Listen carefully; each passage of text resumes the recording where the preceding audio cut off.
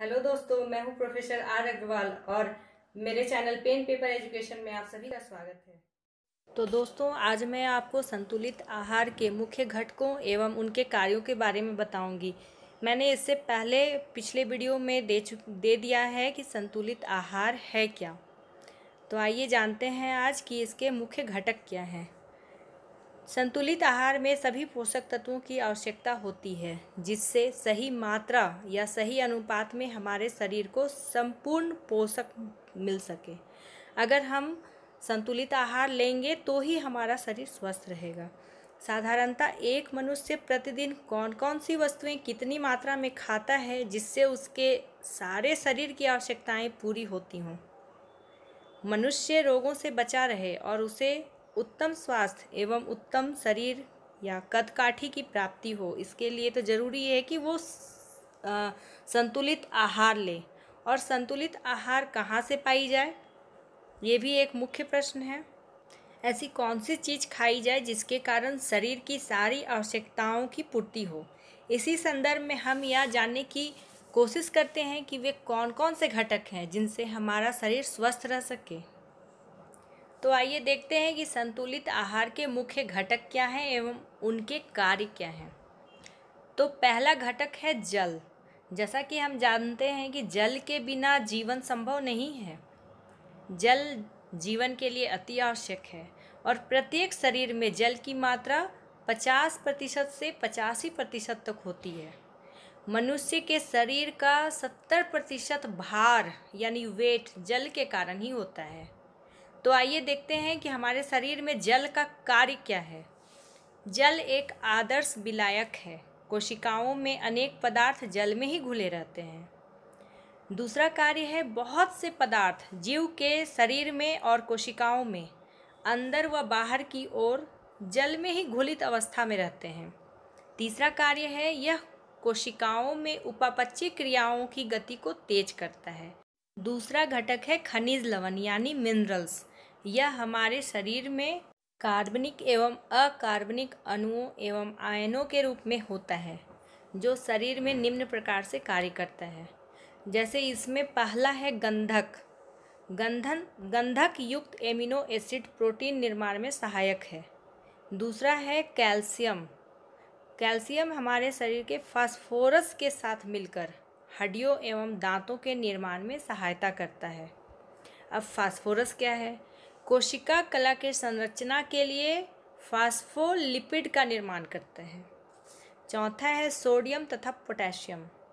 कोशिका के अंदर तरल मात्रा को नियंत्रित करने का कार्य यह करता है। अगला है क्लोरीन। पाचन रस में हाइड्रोक्लोरिक अम्ल का मुख्य अवयव क्लोरीन ही है। छठा है लौह। इसका कार्य है ऑक्सीजन संवहन करना यानी ऑक्सीजन को शरीर में देना एवं हीमोग्लोबिन का प्रमुख भाग भी है यह। अब अगला है आयोडीन। आयोडीन का कार्य है थायरोक्सिन हार्मोन का प्रमुख अवयव एवं उपापचय पर नियंत्रण रखना। तीसरा घटक है कार्बोहाइड्रेट। कार्बोहाइड्रेट को शर्करा वाले यौगिक भी कहा जाता है। भोजन में यह घुलनशील शर्कराओं तथा घुलनशील मंड के रूप में पाया जाता है। तो हमारे शरीर में कार्बोहाइड्रेट्स के कार्य क्या हैं, यह भी देख लेते हैं। पहला कार्य है, यह जीवों में मुख्य ऊर्जा का स्रोत है। दूसरा है, श्वसन के समय ग्लूकोज के टूटने से ऊर्जा उत्पन्न होती है। जब भी हम सांस लेते हैं तो ग्लूकोज टूटता है और हमारे शरीर में एनर्जी पैदा होती है। तीसरा है कार्य, अनेक जंतुओं में रुधिर में यानी कि रक्त में ग्लूकोज ही रक्त शर्करा के रूप में होती है। कोशिकाएं इसे ऑक्सीकृत करके ऊर्जा प्राप्त करती हैं। चौथा कार्य है, स्तन ग्रंथियों में ग्लूकोज तथा गैलेक्टोज दूध की लैक्टोज शर्करा बनाती है।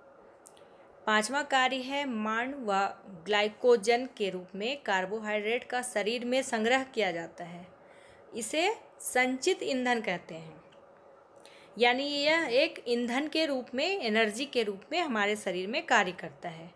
अब अगला घटक है वसा यानी कि फैट। वसा कार्बन, हाइड्रोजन और ऑक्सीजन का यौगिक है। किंतु इनमें ऑक्सीजन परमाणुओं की संख्या कार्बोहाइड्रेट की अपेक्षा कम होती है। तो हम देखते हैं वसा के कार्य क्या क्या हैं।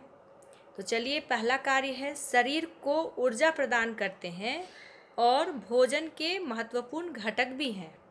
दूसरा कार्य है वसा जीवों में संचित ऊर्जा के स्रोत के रूप में त्वचा के नीचे एडिपोज ऊतक की कोशिकाओं में संचित रहते हैं। वसा जो है वो हमारे शरीर के जो त्वचा है उसके नीचे एडिपोज ऊतक होता है, उसकी कोशिकाओं में संचित रहते हैं। ये शरीर में अवरोधक का कार्य करते हैं और ठंड से भी बचाते हैं। अवरोधक यानी कि जो भी हमारे बाहरी इन्वायरमेंट से जो भी तरह का ठंडी हवा या गर्म हवा या किसी भी तरह का कटना छटना ये सब होता है, उसमें अवरोधक का कार्य करते हैं, यानी उसको रोकते हैं। तीसरा कार्य है विटामिन ए, डी तथा ई के लिए विलायक का कार्य करते हैं, यानी उसे मिलाते हैं। पांचवा घटक है प्रोटीन्स। प्रोटीन्स जीवधारियों में उनके शरीर में मुख्य घटक के रूप में पाया जाता है। यह कोशिकाओं के घटकों की संरचनात्मक ढांचा बनाता है, यानी प्रोटीन्स के बिना हमारे शरीर का ढांचा तैयार नहीं हो सकता है। यह जीव द्रव्य में प्रचुर मात्रा में पाए जाने वाला ठोस पदार्थ है, जिसकी शरीर में मात्रा मात्र 14% होती है, फिर भी यह शरीर के लिए अति आवश्यक है। तो आइए देखते हैं कि प्रोटीन्स के कार्य क्या हैं। पहला कार्य है प्रोटीन्स एंजाइम्स या हार्मोन्स के रूप में शरीर में मौजूद होते हैं। दूसरा कार्य है ये इम्यूनोग्लोबुलिन्स है, जो बाह्य पदार्थ के प्रभाव को समाप्त कर देता है। तीसरा है ये रक्त में पाए जाने वाले थ्रोम्बिन तथा लिब्रिनोजेन प्रोटीन शरीर में चोट लगने पर रक्त का थक्का बनने में सहायता करते हैं। तो अब अगला घटक हम देखते हैं विटामिन्स। विटामिन्स जटिल कार्बनिक यौगिक है। विटामिन्स ऊर्जा प्रदान नहीं करता, बल्कि सभी ऊर्जा संबंधी रासायनिक क्रियाओं को नियंत्रित करता है। इसकी कमी से अनेक रोग होते हैं। अगर हमारे शरीर में विटामिन्स की कमी हो जाएगी तो हम अनेक प्रकार से रोगी हो जाएंगे।